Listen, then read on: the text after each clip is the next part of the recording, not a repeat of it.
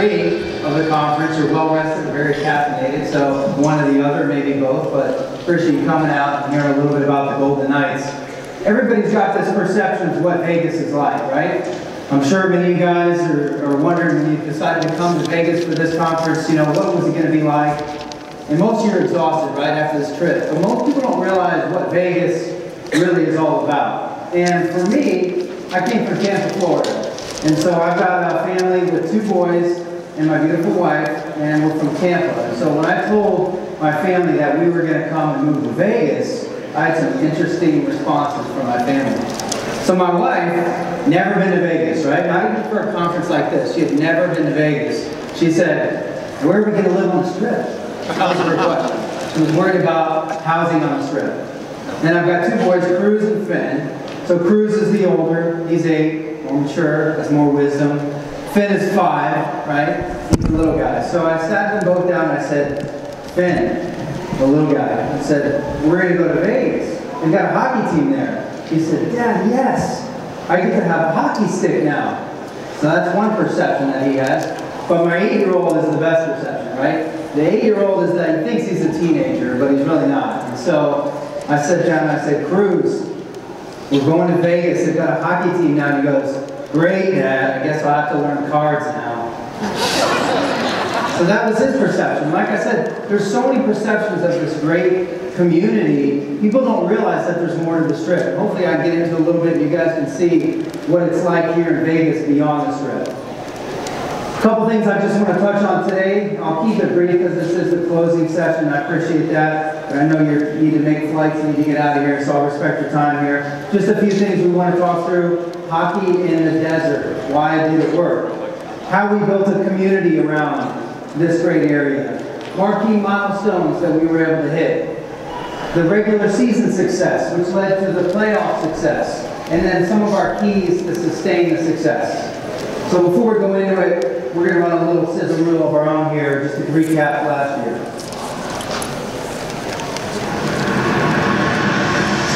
Humans had the big news coming out yesterday. The NHL's worst-kept secret of Las Vegas now turns 30 teams into 31 in the NHL.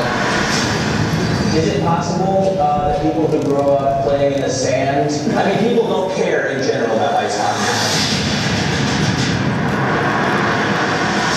Las Vegas doesn't make sense. And no other pro sports teams, right? Why hockey? Garbage name and logo, just like the garbage idea to put a team in the desert.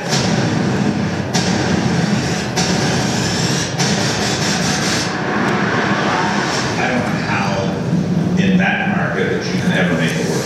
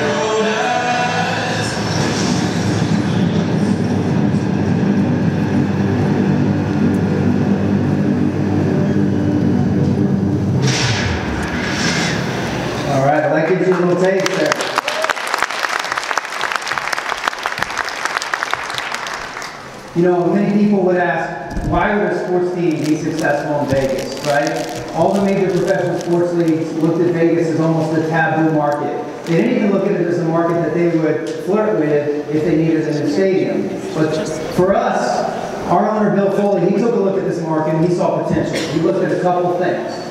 One, there's 43 million people that fly through this great market every year. If you think about that number, it's astounding. But more importantly, there's 2.2 million locals that also live in this great area. and they are the ones that help sustain our success. But that man, again, is Bill Foley. He had the foresight to look at Vegas as a market for professional sports, and specifically hockey. And so he funded the $500 million expansion fee to get this team here. Bill is the chairman of Fidelity National. He also owns 19 wineries up and down the West Coast. He owns Rock Creek Cattle Company. He really has his hands in a lot of different things, but hockey was his passion, and he had the foresight to bring it here. What he did is he started a brand from scratch. And if you think about all that goes into building something from scratch, a lot of you guys have been a part of startups in this culture, and it's scary, but also probably the most fun you've ever had. A lot of sleepless nights, you're hustling all the time, but when it pays off, and it's so rewarding. So what Bill did is he took a look at all the other NHL teams and how could he stand out with his brand, with his logo, and with his uniforms. And if you look here, it just gives you a little bit of a color swatch of his mentality. The reason why he chose the Knights, specifically the Golden Knights, Bill is a West Point graduate, class of 1967. He tried to get the Black Knights, but ended up NHL approved the Golden Knights. And if you think about what that means, to Bill, the Knight is the epitome of the warrior class. It's the highest you can get. If you look at the color scheme here, we chose dark gray as really the base color of the uniforms to represent the battle armor. And then gold as really paying homage to the gold mining industry in addition to the opulence of Vegas. And then red as an accent color to really represent the Red Rock region and to really be that powerful accent color. And then an element that gets overlooked is Lux. And we call Lux the luxury element of our uniforms. And if you think about, nobody has a uniform around here, one of our jerseys, but I'll show you in a slide to come. We've got subtle elements within our design that are luxurious, that are filigree elements of our uniform. And we were the first that actually wore white gloves. And so just another element of subtle class that Bill brought to the color scheme, as you can see there. That's our away set right there in the white, and then our home jerseys in the gray. It's got that, like I said, the subtle elegance to it. It really stands out when we're playing another team, any other team in the league, and it quickly became one of the fastest selling jerseys in all the sports. This is Bill's juxtaposition. He sees the Knight and our players as warriors. He says the Knight is the epitome of the warrior class. We all operate under the guidance of protect the unprotected. And so a lot of our community elements that we work on, they're really about how we can serve this community. And he says, always advance, never retreat. Never give up, never give in. Those are kind of his mantra that he goes around. He states to us, and we really try to act that out in our daily lives and our professional lives here in the community. When Bill built the organization, he had to pick two leaders for both the hockey side and the business side. And he did that, and he found George McPhee, who came from the Washington Capitals, on the hockey side. And then he found Kerry Rubles as the president of the business side. And Kerry came from the Cavaliers. And what he did by choosing those two leaders is they're really no ego mentality leaders. They really look to serve. And specifically with George, he talks about how this is his second chance, because he really was cast off from the Capitals. But in building the staff, just staffing up the right way, it was important to hire people that also resembled those traits. So Bill, Kerry, and George, they really tried to hire people that had a no-ego approach, that were willing to serve, and that put others above themselves. And so that was a big part of hiring and staffing up. Most every employee relocated to Las Vegas, short of the game day staffers. So a lot of people came from every other market. I'd say 95% of the people were new to Las Vegas. And right now we're at about 107 total full-time employees with the Vegas Golden Knights. We had to lift off a campaign. That was key. When we're launching something, you have to be present in the community, as you guys do with your respective companies. You have to launch a campaign. It can't just be a throwaway slogan. It has to really be a mantra. And so when we lifted our season, we came up with Vegas Born. really because we're proud of the fact we're Vegas' first major professional sports franchise. And so this is an example of some creative that we've used throughout the market. When we launched, it was really introducing this market to hockey and to the players. And it quickly caught on because the locals, it resonated with. They were proud of the fact that either they were born here, they're Vegas born, but more importantly, if they have kids here, they're raising their kids here to be Vegas born, and they're proud of Vegas. Vegas gets a bad rap from time to time, and people that are here are very, they take it personal if you start knocking Vegas. And I found that out right away. But if you notice here, up in the top right corner, that's actually an elementary school. Right after we launched the campaign, they took their, they had a recess, so they took all their kids and they formed our logo. And that's just one example of how this community's got behind the team. And then when you start seeing signs on the road there, the little kid has the Vegas born sign, you know it's starting to resonate. And so it really started to pick up speed as we got further into the season. But our team and our players, our community, we're all proud that this franchise is Vegas born. Now, when you start something from scratch and you have experts from all different industries, you can bring the best of the best and try things that haven't been done before. So one of the things we wanted to do was always take a look at the things that sports teams normally do, but try to give it a little bit of a different slant, a little more innovative if we can. Again, we have no traditions, so we're carving everything from scratch. So one of the things we did is we actually had our list of season ticket members, and we wanted to really formalize that and memorialize it, I should say. So we actually put them and embedded their names into the ice. So the first time when we designed our ice and layered the ice on top, we had every season ticket member's name in the ice, which is just our subtle way of saying, you're a part of this, you helped make this happen from day one. This year we actually took it one step further and we were the first team to put 24 karat gold in the center ice logo. We had season ticket members come, so if anybody has any ideas for next year, let me know. We're all about the community, right? In terms of how we operate successfully, we have to be present in the community. It can't just be something that we say. We have to be in the community, embedded on a day-to-day basis. And so here's a couple examples of some fine organizations that we partner with. The Folded Flag Foundation is our owner's foundation, Bill Foley, where it raises money for fallen soldiers' families through scholarships. We also have our VGK Foundation, which focuses on youth and education as its core pillars. We do a lot of things with animal advocacy. We're present with the Make-A-Wish Foundation with a lot of different events. Hockey Fights Cancer is a league initiative. And then, like a lot of teams with a 50-50 raffle, we give it that Vegas spin, so it's called the 51-49 raffle here with the Golden Knights, because your odds are better here in Vegas. So it's a 51-49 raffle, but half the proceeds go to a foundation of our choice that we kind of designate all throughout the year. But it all starts with kids. And for us, it was important to realize there was a huge need here in Vegas to get kids playing the sport of hockey. Obviously, no team prior to our arrival. We were 49th out of 50 states, and Hawaii was the 50th. So if that tells you where Nevada was in terms of youth participation. But we're proud to say that now kids are playing hockey all throughout the area. We've got programs from a Learn to Skate program where we first introduced getting comfortable on the ice so kids can actually get a feel for what that's like. That transitions into Learn to Play, then turns into Junior Golden Knights, and then transitions into house leagues.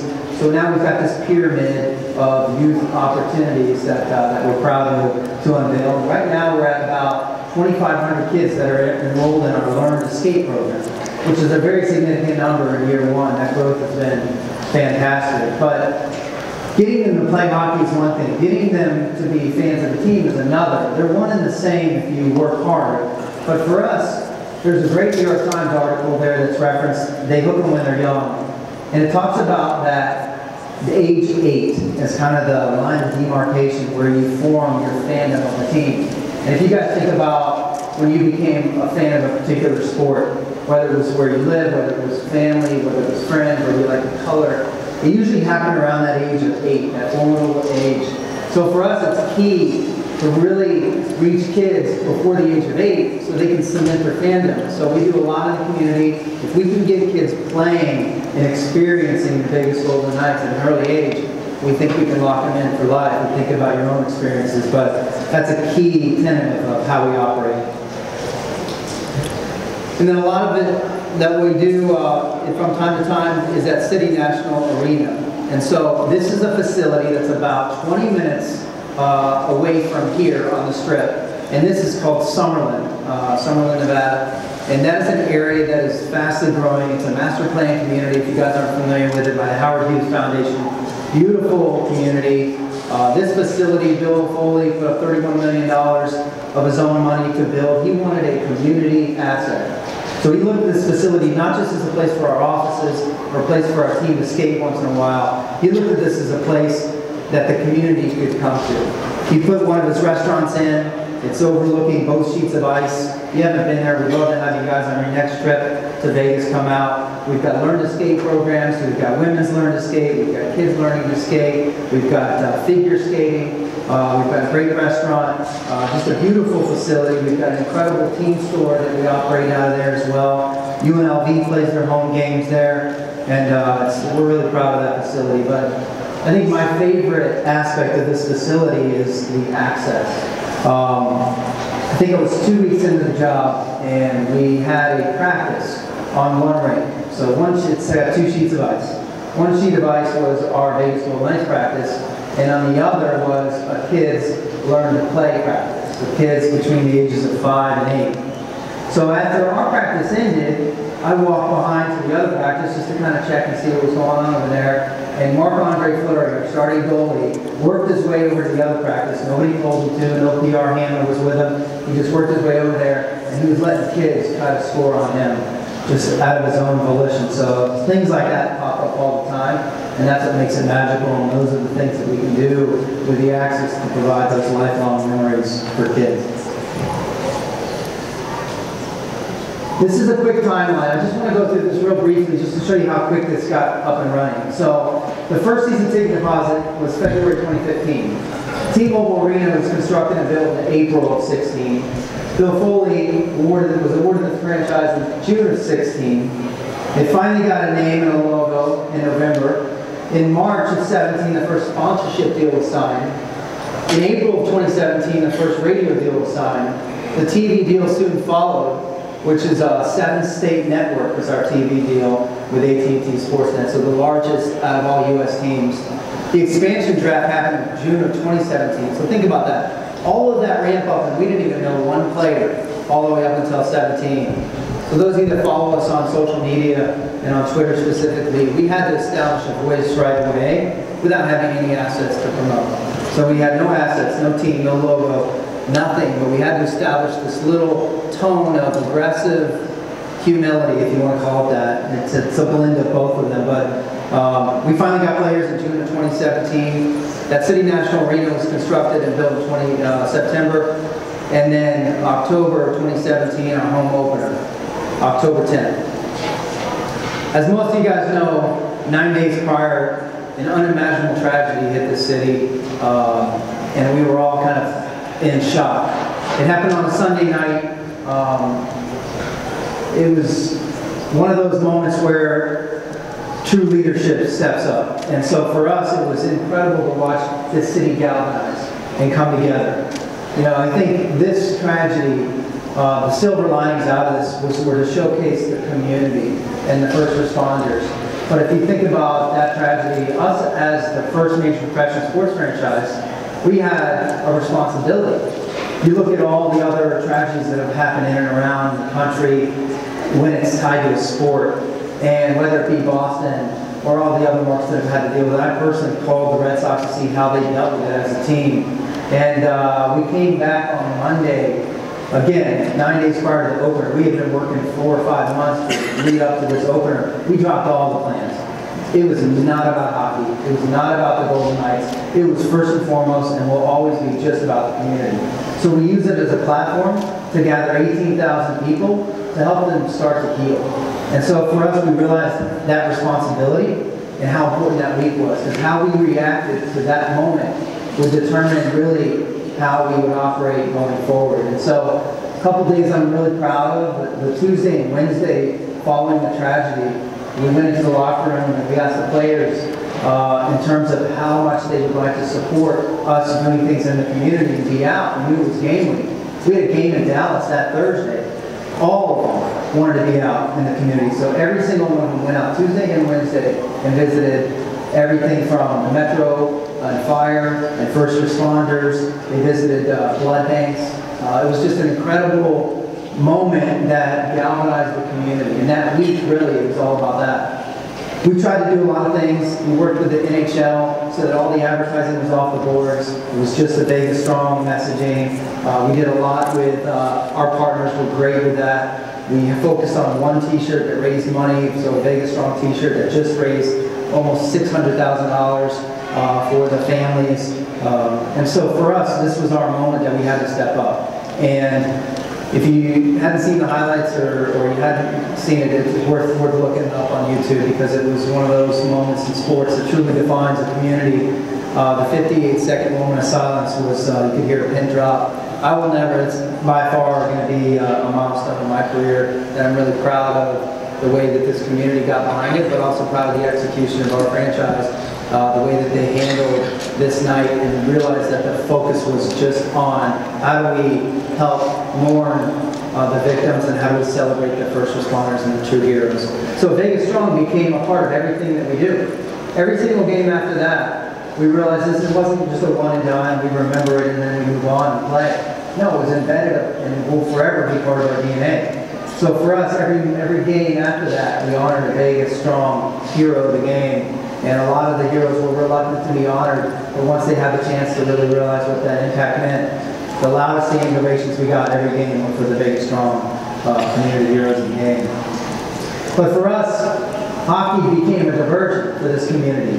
And the fans and the locals came out and they wanted that 2.5-hour diversion to get away from what was happening and some of the thoughts and feelings that they might have. And this was a place for us to amp up our entertainment game and give them a show. So part of being in Vegas and being the first NHL franchise in Vegas is you have incredible assets at your disposal. You've got Blue Man Group, Cirque du Soleil, you've got all these great places up and down the strip, world-class entertainment. And we had to take advantage of that. So a lot of our intermissions had elements of these shows. We had a live Sword and Stone moment before every game that NBC Sports actually cut into and showed. We had 2 DJs playing throughout. We had Drumbox, which is a nightline. We had people rappelling from the rafters. And so for us, you find a lot of people coming in early before so they see the show. And the show is the show in addition to the hockey game. And that's the opportunity that we have here in Vegas. So we really try to amp up that. We've got a ton of celebrities that come every game. And it really has become a place to be. But that's a high bar that's set that we're going to continue to try to achieve and try to eclipse. Regular season success, we established the youngest fan base in the NHL. We had a Fan Fest event over at the D at downtown Las Vegas with over 10,000 people there. We were the #1 jersey sold in the NHL. We had the #1 per cap. So our fans bought the most merchandise out of any other fans in the NHL. And we were top 5 in overall gate revenue. That factors in a couple Canadian teams that have a little bit bigger buildings as well. And so much so that we established a can't wait list for our tickets. So that's about 6,000 deep on the can't wait list. And just this community supported this team like none other, and it's just been incredible. But in terms of that's regular season, the playoffs are a whole other level, right? The playoffs we never planned for. And so when we started going into the playoffs, we realized, wow, we've got this moment now that we have to capitalize on even more. And this community, if anybody was in this community during the playoffs, the stuff that you were able to see, the way this community pulled off the execution here. You see the Caesar's Palace coming through the tower there. You've got banners everywhere. The Nevada Highway Patrol put our logo on their cars. It's incredible. We had a chocolate Marc-Andre Fleury at the Bellagio. We put a jersey on Lady Liberty. You guys probably see the other jersey on there, but we were the first to put the jersey on Lady Liberty there. We had people driving Lamborghinis, putting Las Vegas Born on their Lamborghinis. We had celebrities like Bryce Harper and Lil Wayne, and obviously Wayne Newton, Mr. Vegas, come out and support this team. But this community really got behind this team like nothing I've ever seen. Then we became this worldwide phenomenon. And a lot of this is, you know, as a marketer and on the business side, you try to keep up. You know, it's obviously, I don't personally, or none of us on the business side take credit for the success of the team, but how do we keep up? And how do we match the demand? And so for us, we had a stat that Fanatics told us that over 100, there are people in 100 different countries bought Vegas Golden Knights merchandise, which really for us meant we became everybody's second favorite team in the playoffs. But again, we had this worldwide audience that was watching us, probably for the underdog aspect of it, but it was our turn to capitalize on that. So a couple things that we did to capitalize that. We put out really a VGK worldwide campaign encouraging people to tweet us pictures of where they were wearing or where they were watching game one of the playoffs. That got incredible engagement. We created shirts that said, "I'm from blank," for people to fill in the blank, but I cheer for the Golden Knights. And we shipped those out to different influencers around the world. We actually ended up wrapping the Lamborghini and the Asia Trofeo race series, which is pretty unique. And I'm not sure if it's a direct ROI, but it's pretty awesome. We had a lot of PR in terms of, we were really maximizing our access. So we had a ton of access, as you guys can imagine during the playoffs. But we tried to really meet every single outlet.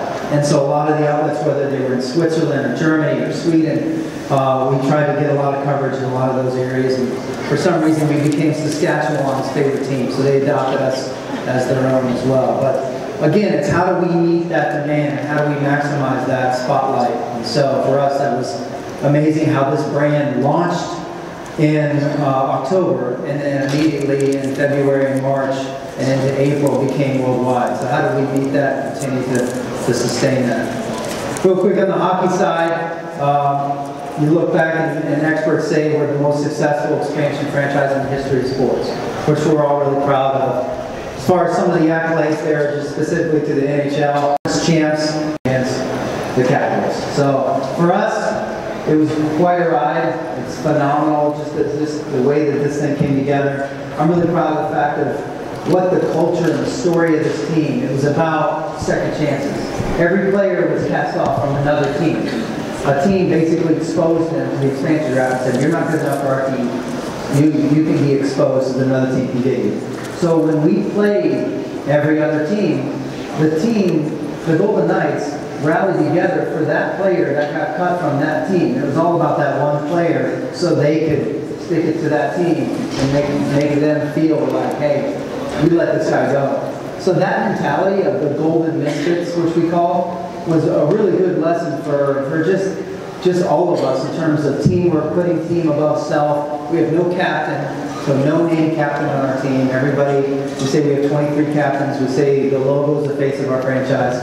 But for us, getting to the pinnacle and still falling a little short still leaves this community hungry, which we're really happy about because there's still something to attain. We got a taste of it, but we didn't get the whole thing.